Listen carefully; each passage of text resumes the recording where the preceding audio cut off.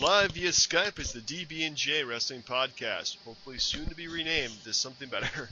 I'm your host, Turnbuckle Jim, and with me is... Fast count, Brian. Fast counting my way to the end of the year. Oh my goodness, we have 28 days left. Mm-hmm.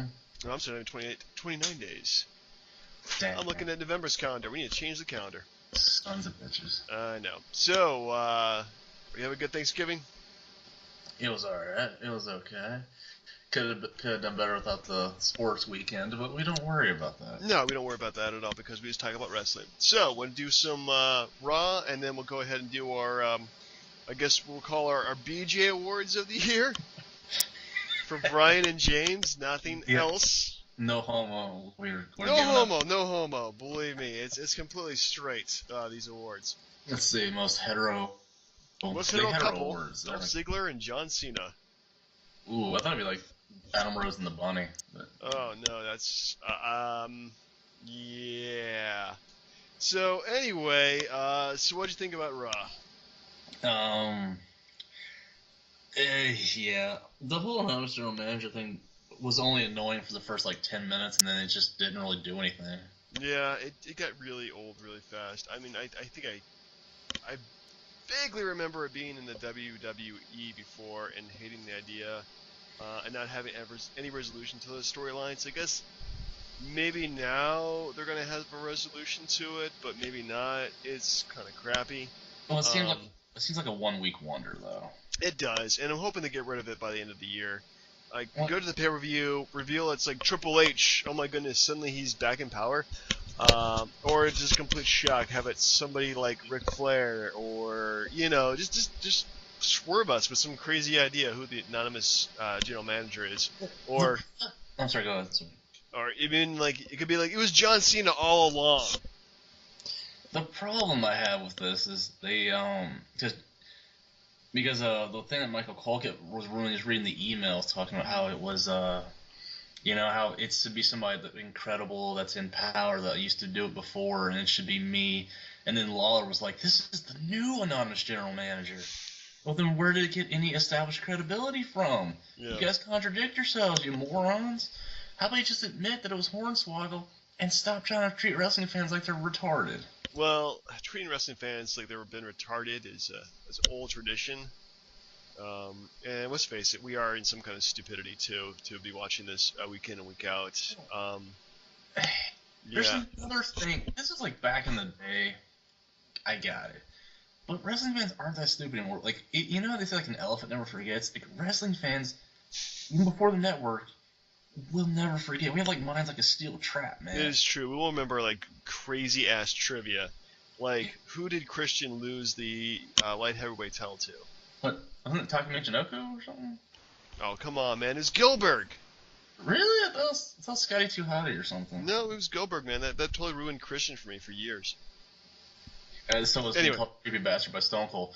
But the point is, the whole thing was just dumb. And then, conveniently, Cena closes the laptop and it stops for 10 minutes. Yeah. And then, the opening segment was just kind of a train wreck of one thing after the next. And Seth Rollins come out there, and they just don't have good chemistry. On the microphone, and then I don't know what it is, but they just want to continue the feud from the last pay-per-view, except they now have all singles matches for the most part, with tables, ladders, and chairs gimmicks. I mean, considering that it was 3 weeks away, they kind of had to do a little bit of a mad scramble. But it's disappointing because the guy that was the Survivor Series hero is relegated because he hasn't said a word on the mic since I don't know when. He's in a feud with Luke Harper, which honestly, if you're pushing Ziggler the way you are, put him in the ring with Cena on some kind of weird stipulation. Put him in there with Seth Rollins. Make it a triple threat. Yeah. The way they put Ziggler over, to put him in a match with Luke Harper, which I don't know if it's a title match, and if it is, it shouldn't be. It's like they're relegating him back down the card. Yeah, complete disappointment in that. It's like those push him for that one night to satisfy the internet wrestling fans, and then afterwards everybody's just gonna be like, he's not getting pushed, so I don't watch it anymore. And then the whole stipulation about, if Cena loses, then he loses number one contendership. Who cares? Just like, it's not like the championship's gonna be defended like anytime soon. I know. They really need to bring that thing back out. I mean, it's good seeing Paul Heyman make an appearance. I liked his reasoning for why, Brock Lesnar doesn't show up every single, well, at all. Yeah. That you gotta make it special, but still, it's just, come on. Come on. At least some vignettes or something where he's like out training, like beating the crap out of punching bags or doing some kind of crazy stuff. Where he's Yeah. like to show the fans like what he's doing to stay in shape while he's not on TV. Yeah, or him just like throwing boulders around his farm in Minnesota or whatever. I mean, Heyman did make a good point. You could line up everybody on the roster, he would just kind of destroy each. Oh yeah, he would totally just kill anybody. It's not even like I don't think anybody's got a chance. Maybe Ryback will last 5 minutes, but that's about it. I think if Big Show was allowed to be himself and not have to be restricted to scripted action, he could probably destroy Lesnar if he wanted to. Well, anyways, we're getting here nor there. As far as anything else goes, what was the deal with the whole thing with Miz and with Naomi with the card or something about like the talent agent thing or something? Did you see that part? I think I missed the part, but I did see the slap by Jimmy or Jey Uso. Who's she married to? Well, one of them, I'm not sure. Yeah, I don't know, honestly. But, yeah, I like that segment. I thought that was pretty cool. But, yeah, really, I really see Mizdow and Sandown having a limited lifespan for how long they can keep up the gimmick. So, well, the problem I have here, it's not a real problem. I'm actually happy because I'm happy and mad at the same time. They're giving the Usos a storyline, which is great because the tag teams don't have that. But it's wrapped around Total Divas. Because they mention it's like, oh yeah, if you watch Total Divas, you'll know that Naomi's married to blah blah blah Uso or something. Yeah, well they show enough of it that we remember that stuff. Yeah, and it's just like, no. And again, forgive me for bringing up something that nobody cares about, but so the 30 days is over, yet Brie is still hanging out with Nikki and they're buddies again or something? Like, what's up with that? They had a change of heart. Maybe they realized they worked well together, so they're sticking around. I honestly don't know. Like, Brie has just...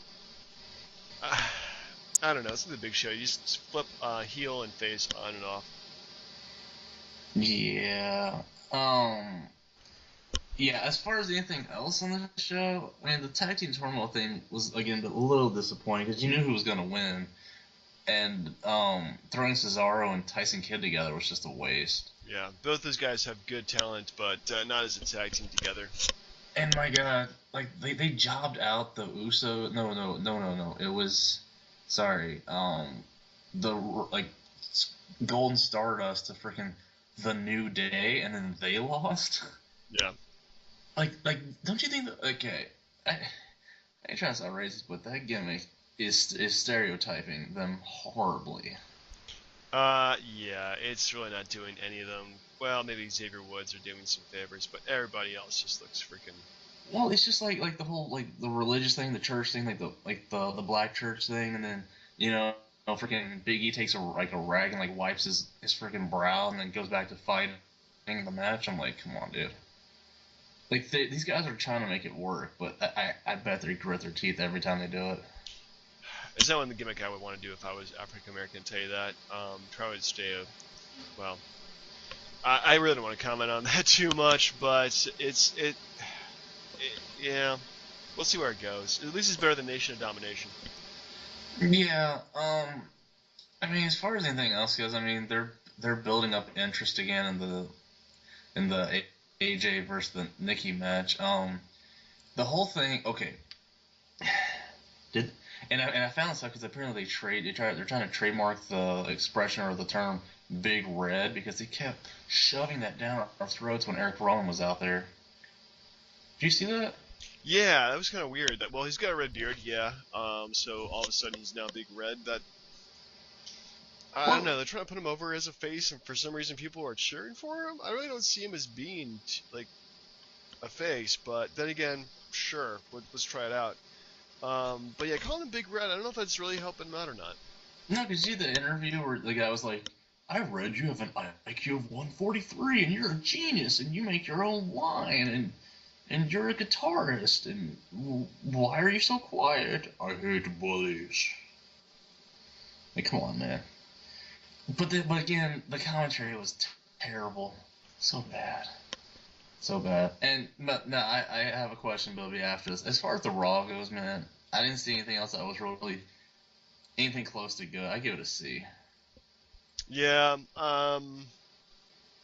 Yeah. Everything was just super disappointed about this. So overall, I'm gonna give it a C plus. Not much better. Yeah, it was very mediocre, and they really need to figure out what they want to do storyline wise. I guess going into the Rumble, and then WrestleMania this year. I honestly don't see where they're going, but I think at the end of the day, once we go to the Rumble, we'll actually know that better. All right, well, I'll tell you this much. The one thing I did like is they did a decent build up for Dean Ambrose and Bray Wyatt. That is getting built up well. I'm actually looking forward to seeing their match, and hopefully seeing their match this Saturday too. Oh, the house show, of course. Yes, we're going to a house. We're actually seeing live wrestling for the first time, and for me, it's almost 10 years. Yeah, I think it's been like 5, but no, 4. But I went. It was like a TNA show. Ugh, I'm sorry, dude. Nah, it was cool. It was like Booker T and RVD in the main event. It wasn't the worst, but Yeah, I guess it could have been. Oh, Well, I mean, it's still fun. Anyway, so we'll probably give a review of that next week. Yes. As we're going Saturday, we'll find out. Excellent question. Real quick, did you have a chance to watch anything with the McMahon Austin podcast? I read up on some highlights about that, specifically addressing CM Punk, which is interesting. McMahon, yeah, he said he apologized that the termination papers showed up the day of his wedding, and he didn't, that was not on purpose at all. That was just unintentional timing there. Bullshit. Well, if you look at, like, I mean, he mentioned too, like, there's lots of people who left the WWE on bad terms who have come back and have, they've actually been able to make amends. Well, not make amends, but, like, bury the hatchet, I should say. Yeah. So, like, guys like Hulk Hogan, Stone Cold Steve Austin. Like Sable, Jerry Lawler. Yeah. Bret Hart. Probably being the best example for somebody who's come back and buried the hatchet. So, the thing is, like, CM Punk is like, what? He's like 36, right? Yeah. Something like that. So, I mean, he's at an age. I mean, I'm almost at that age. Oh my goodness, that's kind of scary. Yeah. Where you kind of do get fed up with what you're doing. You don't see it as being worthwhile working like that. But, he's gonna wait a couple, 2, 3, 4 years, and say, you know what, I'm healthy now. I want to come back. Let's talk, Vince. So I wouldn't be surprised eventually he does come back. Well, that's the problem. Where's Vince been in 3 or 4 years? Like, the thing is like, did you listen to anything that Punk said? Because it's more about, like, the fact that he went out of his way to crap all over Ryback, calling him a roid freak. Yeah. Basically said that Triple H wasn't good enough to be in the ring with him at WrestleMania 30. Then they said something about accusing Triple H of derailing his movement when he did the whole pipe bomb thing. Yeah. I mean, a lot of stuff was legit. Like, he basically just threw Triple H under the bus and Ryback and just ran them over. And The Undertaker. Because he was paid like 100 times less, he said, than what Undertaker got for the same match. Yeah. But, well, I mean, it's, and I know we kind of off the rails here, but it's like, do you see where he's coming from, or is it sour grapes? I think it's some of it's sour grapes. Probably a lot of it's probably true. I mean, he obviously wouldn't have, pretty much burned all his bridges with the WWE unless, he was really legitimately pissed. He was also in bad health too, which didn't make anything easier, especially when you're doing the physical sport like that, which is wrestling, or physical performance, I should say. So, yeah, I mean, I think he definitely has legitimate gripes where he's coming from. Granted, wrestling, unfortunately, can be a really dirty, dangerous business, and, you do get very emotional about it, too. So, I think he has gripes. I completely agree with all his gripes. But I don't think that, at the end of the day, I mean, what is he doing that's, say a Cesaro is not doing, I mean. So. Yeah. No, it's tough. It's tough. I just, a lot of that stuff, it's upsetting. I mean, I know people had their opinion on the guy, but a lot of that stuff, this whole thing could have been avoided. It really could have. Yeah, it really could have. Especially when they talk about the doctors and not, addressing his concussions or having a staph infection. So it's hard to say, really. I mean, who's right in the end? But at the end of the day, it's business. So if he wants to wrestle, you can go ahead and wrestle. If he doesn't want to wrestle, that's fine too. Oh, I don't think there's any way he's ever coming back, because there's no way Triple H is going to let him be a top guy again with what he said about him. There's no way. No. And then what about McMahon? Did you see what he said about Cesaro about not getting the brass ring, or just he's not firing on all cylinders or something? No, I didn't see that part. And then he said that Randy Savage will go in the Hall of Fame. He just didn't confirm what year. Well, I like that part. I do like that part too. I mean, Randy Savage, if you mention like one person who's on the Hall of Fame that deserves to be in the Hall of Fame, it's definitely the Macho Man. And Goldberg. I'm kidding. Alright, so trivia, sir. Alright, lay out some trivia before we get to these BJ awards. Oh, this sounds so hard to hear. Let's see. This is gonna be this is a true or false question for you. Alright. And then there's a couple others. True or false, sir? Has Roddy Piper ever competed at SummerSlam? Oh wow, that is a tough question. I would say, trying to think of SummerSlam before. I'm going to go with false. You would be correct, sir. The man was there for multiple runs, but was not there for any SummerSlam appearance. Wow. It's kind of funny. Roddy Piper did miss a lot of wrestling. It just was really sporadic in terms of his appearances. Mm-hmm. All right. Now here's another. There's one wrestler from, let's say, like 10 years ago or so. Okay. This guy on three consecutive Unforgiven pay-per-views, we're talking 2005, 6, and 7, wrestled 3 members of Evolution. It was Ric Flair, the next year Orton, and then the next year Triple H. Who was it? Shawn Michaels? No, sir. Huh. No. It's so it was 10 years ago? Yeah, it was 9, and then 8, and 7, but it was one guy for 3 consecutive years fought members of the Evolution stable. Wow, as they were in Evolution? No, this was after they broke up, but... This is really hard. Ric Flair... Would you like any hints, perhaps? And which event was this? Unforgiven. Unforgiven. Batista? Nah. It's a good choice, but no. Yeah. Well, I'm gonna say I don't know. Carlito. Oh, I've never thought that. I was gonna say, so I was gonna give you a hint, but yeah.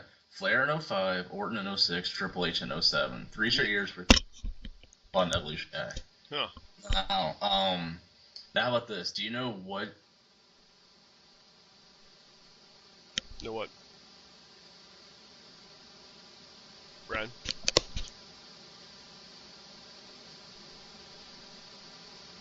Brian, you still there with me? Folks, we get a little bit of a technical issue thanks to Skype. Yeah. Okay, thank goodness you just cut out there for a second. Alright, so... No, did you get the question? Or? No, I totally didn't. Alright, we're back, ladies and gentlemen. No, which WWE active superstar was once a bodyguard for Bono? Sheamus. Dang, that's too easy. Yeah, it is too easy. I mean, okay, who's Irish, big, why is he Irish? Was it? Why does he gotta be Irish? Because Bono's Irish. That just means he's racist. Well, you know what? Bono wants to hire nothing but Irishmen to protect him, then I have no problem with that at all. I guess the Irish need a job, Anyways, my accent's killing me. So, okay, last one for now. Which former WWE superstar used to be a bodyguard for Snoop Dogg? Ooh. Which former? That's right. Former. Okay. Can you give me like a years when he was a bodyguard for Snoop Dogg? No, but I can give you years he was wrestling. Because I don't know the Fair years he enough. was bodyguard. It was Okay. like, this guy was there within the last 2 to 3 years. Okay. Well, I only been like watching into the past 2 years, so gee whiz, who's been fired recently? I really have no idea. I'm gonna guess. Ooh, man, bodyguard. Was it Edge? No, Edge is a broken neck, man. He wouldn't mess with that. Uh, I'll give you the hint, and it'll just make it easy. Once he got the job, he called his mama. oh, Brodus Clay. That is correct, sir. Wow, he used to bodyguard for. Yeah, that's cool. Indeed. Yeah. And there we go. Trivia. Trivia for this week. Yeah, and I gotta find more trivia for you before next pay-per-view, our next podcast. Anyway, ready for some BJ awards? Indeed. Some very no homo Mm-hmm. BJ awards. Because Brian and James awards for the year. And this is going to be our miscellaneous awards. So over the next few weeks, we'll do our top 10 matches of the year. Actually, probably space them out like, matches like 10 through 6, and then matches like 5 through 1. And then probably like our top 5 superstars of the year. Yes, I am looking forward to these. All right, so we're just going to throw out a category for an award and then award it each individually. Yes. Probably fight and dispute it and hate each other for it. But do you want to go first? Or do you want me to go first? I'll start you off, sir. All right. So we're not doing overrated, or is that what you? Yeah, overrated. I think is just too. I think we already kind of did it already. I mean, the obvious answer would be either a Mark Henry or a John Cena. But anyway. Well, I didn't even have that in the top 5 I selected for it. Really? Yeah. Well, who's your most overrated? Let's just throw that out there. I had Ryback. Ooh. Bray Wyatt. Oh. Come on. Okay, it's Bray Wyatt, man. The guy is an entertainer. Well, then he doesn't get selected. I also have Kane. Yeah, I can see that. Cesaro. Mm-hmm. And Bo Dallas. Yeah. All right. Well, I guess it's my turn. I'm gonna say Kane because he's a main event guy and he loses every match. He's like probably the most like prestigious jobber out there. Yes. But yes, so first one is going to be underrated superstar of the year. Damn, we need music. This is crap. We do need music. This is really crappy. Like, you're not making it any better. Jazz hands. Anyways, all right. My pick for underrated of the year. This is probably a very cliched pick, but I'm gonna go with Cesaro. Oh, you didn't want to go from the selections I had? Oh, what are your selections then? I thought I was like giving you selections and you were voting or something. Oh no, I was just gonna pick whoever I thought. Oh, well. We need to talk about this better before we start. No, because I feel like if you didn't like who I had, then you could give me like a write-in candidate or something, you know, so to speak. Well, who are your top 5, just to? Cody Rhodes. Who? Cesaro, who was, also on the overrated list. Yeah. The Usos. Jack Swagger. Yeah. And just for shits and giggles, I put the Bunny. Definitely not on my list, but yeah, definitely Cesaro for me. Who was your pick for top underrated man of the year? I give to Swagger. I have to, because like he carried Rusev for a while, but he jobbed it out in a really decent way, and I mean he hasn't disappointed in the ring. It's just he just hasn't grabbed the brass ring like Vince McMahon wants. Yeah, he really needs to be more aggressive in terms of his career positioning. But then again, Cody Rhodes went from being, an awesome superstar to having to, like, rip off his brother and look for the cosmic key or something. Right. Which brings me to my category. Top tag team of 2014. Oh, what do you got? Well, I guess my selections I would throw out to you would be Gold and Stardust. Oh. The Usos, Mm-hmm. Luke Harper, and Eric Rowan. Yeah, good choice. Only because they're kind of a latecomer and they're tag team champions now, Miz and Damien Mizdow. Mm-hmm. And also because they're um,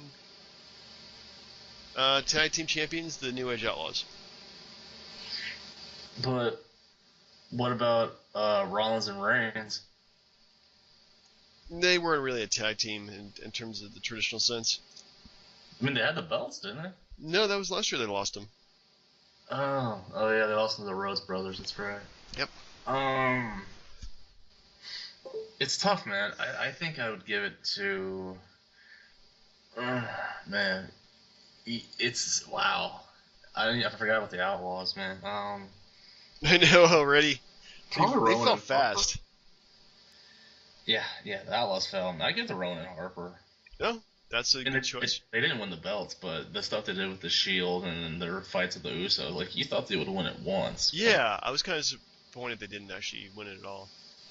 I mean, did you want the Usos because they carried the belts for a while? You know, honestly, like in terms of what I consider to be good qualities of a tag team, that both wrestlers actually kind of match each other in terms of ability and looks, and the fact that they had the belts for quite a while too. I'm totally giving it to the Usos. They were definitely they deserved everything that they got this year, except for losing the belt. oh, I will give Mizdow Miz originality for Mizdow having the little Walmart Tag Team Championship belt around his shoulder. That was freaking genius. The whole stunt double thing is, you know, just milk it for all it's worth right now, and then eventually, one of these days it's not going to be over. But now it's over, so we might as well enjoy it.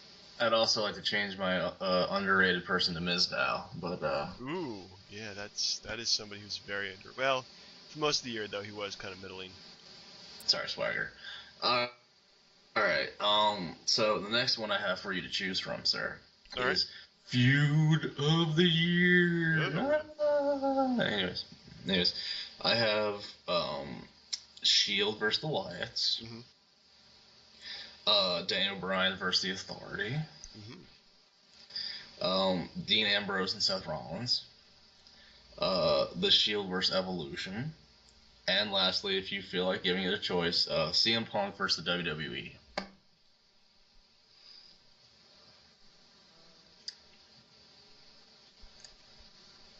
What do you think?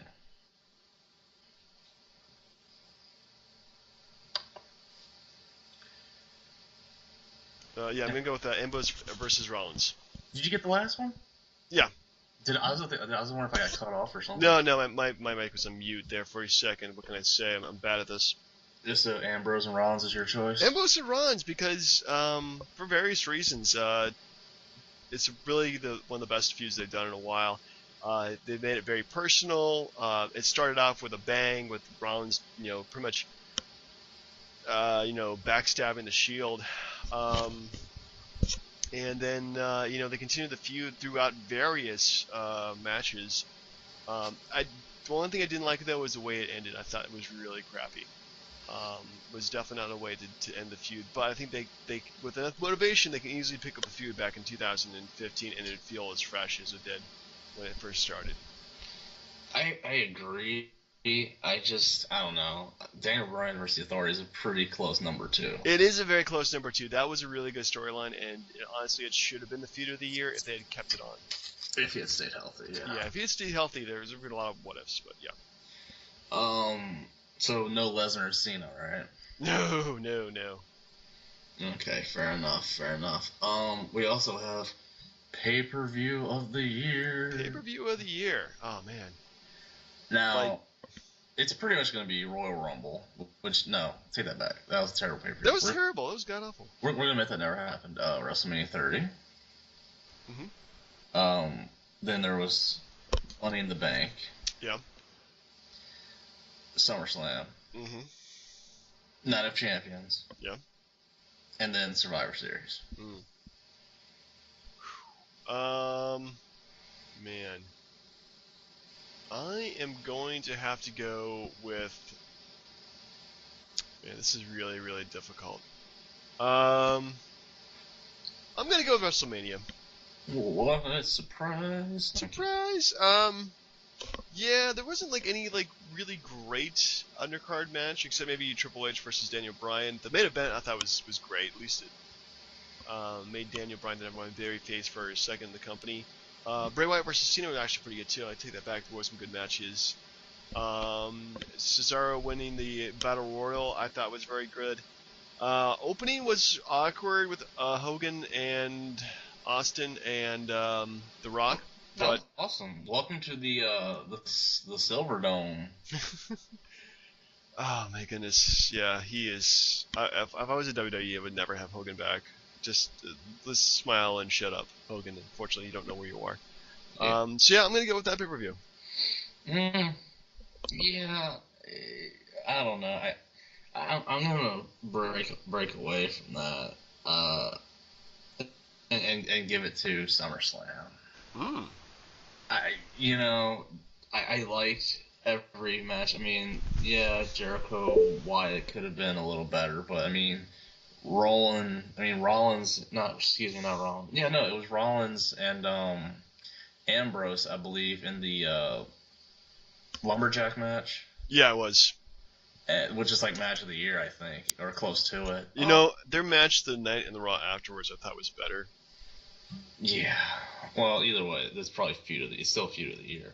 Yeah. But and then what the Stephanie McMahon match with Brie Bella was actually a lot better than it should have been. True. And then of course Cena getting his ass kicked by Lesnar in a match that no one would have seen coming. No one would have seen Lesnar get booked that strong and destroying Cena the way he did. Yeah, that was a really just uncomfortable to watch match because it was just a massacre. Yeah, and I mean they did it right. I mean your selection was good too. I mean you did slightly. I mean not slightly, but you did overlook the Undertaker streak-ending match. I did. You know, that was probably the most important match of it, but it was so. I wouldn't say hard to watch. You just barely. Like thinking about it now, I'm just like, wow, that was just such a surreal moment in wrestling. Did it hurt the pay-per-view? Nah, it probably helped it out, but still, just made it more special, I guess. Survivor Series was my number 2 choice because that match had a ton of build up to it, and it played out. That's like the best Survivor Series main event I've seen in a long time. It really was. I mean, in terms of a Survivor like traditional Survivor Series match, this is probably the best one I've seen in like 10 years. It was just that good. And then Sting showed up. But the rest of the card though, except for Wyatt versus Ambrose, and actually the tag team match is pretty good too. Mm-hmm. So I guess they're kind of going for quality over quantity at that point. Yes, but yes. So I give mine to SummerSlam, and you give yours to WrestleMania. I would go to WrestleMania. Yes. Man, that's pretty much all the awards that I had in my mind actually at this point. Unless you have any other awards you wanted to bestow on anybody right now. I mean, Diva of the Year, AJ Lee. Oh, no, man, Paige. So we had some disagreements. Rookie of the Year. Rusev. Yeah, I mean Adam Rose and Bo Dallas have just been really disappointing so far. Give them time maybe. They don't have to be spectacular on their debut. I mean, they can't be all Wyatt and the Wyatt family, which was just great. Yeah. I mean, that wasn't really a rookie debut. That was pretty much just a rebranding of the wrestler. But yeah, I mean, honestly, yeah, Rusev is definitely. Comeback of the year? Oh. Ultimate Warrior? That's just too soon, man. Too soon. He came back to Raw and then died the next day. That was that. Freaking wrestling has become so surreal sometimes. It's just bizarre. But what about Jericho? He snuck in and then went back out the door. Yeah, well, Jericho has a good contract because he can just pretty much jump in and out when he wants to. Yeah. Granted, he's not going to be the world champion, but he can still wrestle some good matches here and there. Most improved wrestler of the year. Wow, that's it's got to be Ziggler, I would think. I'm agree with there. I think Ziggler's definitely stepped up his game. Yeah. His promos haven't. I don't think have gotten any better, but his wrestling has definitely gotten a lot better. And he's wrestling like a main eventer now. He doesn't get a chance to talk. Yeah, stupid Cena. Yeah, Cena comes out there and he's like, "Yeah, I'm here to give credit to Dolph Ziggler." Well, let Ziggler talk for himself, you jackwagon. Like, it's so stupid. It is ridiculous. So is the expression jackwagon. I apologize. Jackwagon. Is that Jack Swagger's wagon he took to the ring? He jacked the wagon, sir. Jackwagon. When Jack drops off of anytime he gets arrested. Indeed. But manager of the year.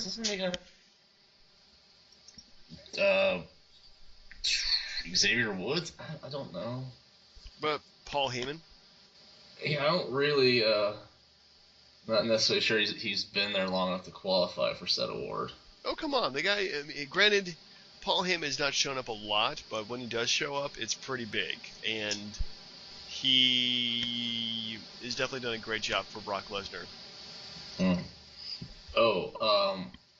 How about most, like, the worst match of the year? I know it's negative, but, like, just flat out just had a bunch of build up and just sucked. Worst match of the year? Man. That's true. Because really there haven't been, like all their pay-per-view matches, like, for the most part, have not been horrible. If anything, maybe, Mark Henry versus Rusev. Oh, I wasn't even going that far. I was thinking the Royal Rumble match itself. Ooh, that was horrible. Yeah. That, man, I forgot about that. I'm trying to block it in my mind. I mean, Batista comes back and looks horrible and wins the match and looks horrible the rest of the way through till he left. Looked horrible. Man, let's see. Is there...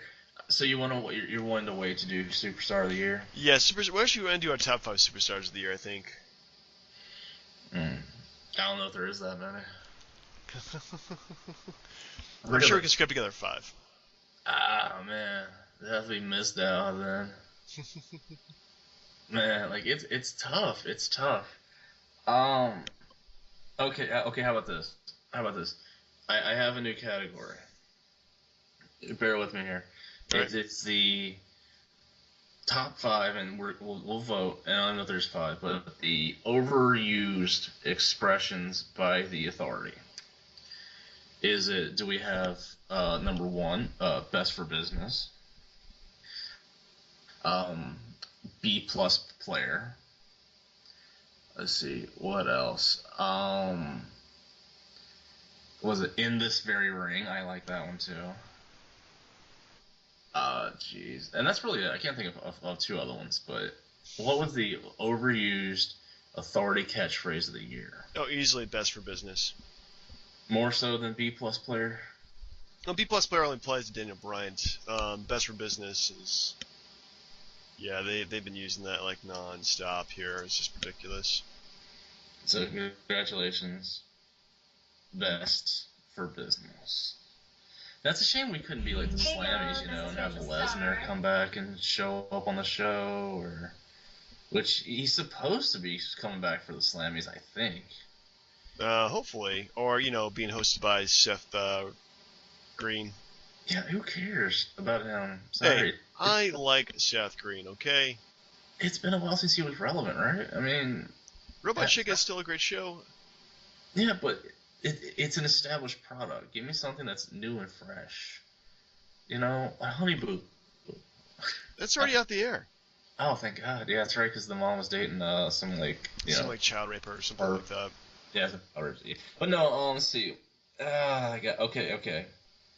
How about this? Superstar who had potential but turned into a jobber. Ooh, Bo Dallas. Really? Oh, yeah, easily Bo Dallas. That guy, like, he was a freaking NXT champion, and he just, he just jobbed out, like, day 1. Well, I have to say it's Adam Rose. Ooh, that's a close second, believe me. No, there's no way, because the guy had so much potential, and then they just stopped using him. And the only reason he's on TV now is because he's having issues with his bunny. Like, at least Bo Dallas didn't have to job to a bunny. Yeah, that is a good point. But I mean, Adam Rose is showing up on TV while Bo Dallas is not. So yeah, but I still think Rose had it worse. If anything, Bo Dallas didn't believe enough in himself. I know, cheesy, but it applies here. It was terrible. Just so stinking terrible. Okay, here's another one. Here's another one for you. Um, Departure that you were least shocked by. Was it CM Punk leaving, right. Batista leaving, Mm-hmm. or Alberto Del Rio being fired? Least shocked ending. Alberto Del Rio. He was gonna be gone within a month anyway. So him leaving, especially with the circumstances, maybe is a bit shocking. But yeah, I wasn't too surprised he left. Congratulations, Del Rio, on the day. If you haven't got married yet, we will fax this award to you on your wedding day. Just like Triple H. Man, oh man. Okay, lastly, before we finish this thing up, not really a category here, but so Sting is back. Right.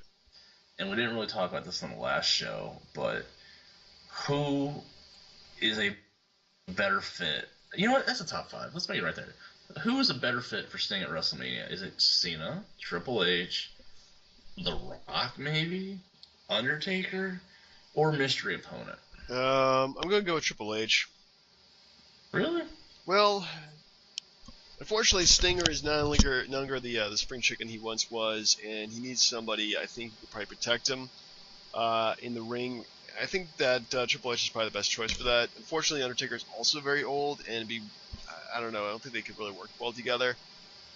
Triple H, say what you will about him, he can definitely move with anybody in the ring. So I don't see any problems with giving him that match. And he would also, like, out of all those guys, probably be the most likely to lose to. Yeah, that's the only disappointing part. Because, I mean, Triple H is, at this point, he just comes out to lose his matches now. But, I don't think he's won a single match in, like, 2014. No, he definitely hasn't. I can't think of a single one. No, but I just don't know if he's going to make Sting look as good as the other guys would. Yeah, John Cena might make him look good, but let's face it, Stinger is not as young as he used to be, so it would be really hard to make him look good. So we're also going to keep our choices available for who's going to be in the Hall of Fame this year. You know, yeah, we'll save that until to the Hall of Fame. Yeah, I know. I just think it's gonna be an all WCW Hall of Fame, honestly. Ooh, that'd be interesting. Yeah, like I'm talking like Sting, Savage, Page, Freebirds, you know, the Steiners maybe, but I think it's gonna be an all WCW Hall of Fame this year. That'd be cool. Yeah, it would be. But that's all I got for you this week, sir. All right. Well, I think we're pretty much exhausted every possible category we can possibly have. Hottest diva of the year? Paige. Yeah, that's Paige. It's Paige. It is definitely Paige. Yes. We love you, Paige. Anyway, so are we picking up retro or what are we doing for next week? I say we pick up retro. Let's go back and watch it. It'll be SummerSlam 1998 is where we left off. I think this is way to hell. Yeah, really hyped up. I remember this as being like it was really big in the summer. It had lots of great matches in it. As far as I remember, it had great matches in it. My memory might also be fading at this point, but I like this period is probably my favorite periods in the Attitude Era because it was like the rise of The Rock, rise of McFoley, Stone Cold Steve Austin's out of the picture for a hot second, and it generated so much good stuff. Are you're thinking 99? Oh, I mean, it started to happen in 98. Yeah, but Austin was fighting Undertaker in the main event. I know, but between this all the way to 99 to that WrestleMania. Yeah, I just remember this one as being the only wrestling pay-per-view that I ever saw on the back of a comic book. Like the preview for SummerSlam had like Austin and Undertaker like over top of like New York City, and it said like Highway to Hell on it or something. It was crazy. It's the only wrestling pay-per-view I've ever seen promoted on a comic book. Yeah, I think that sounds about right. Yeah. So yes, Highway to Hell. Highway to Hell. Do you have a top 5, sir? Let's do our matches of the year, 10 through 6. Oh. Wait, we didn't do our 5 through 1, did we? Well, then the next week will be 5 through 1. Fair enough. Yeah. All right, sounds good, sir. Okay, well then for the DB&J, soon to be rebranded wrestling podcast. This is Turnbuckle Jim, and soon to be rebranded Fast Count Brian. Yeah, I'll take care now. Yeah.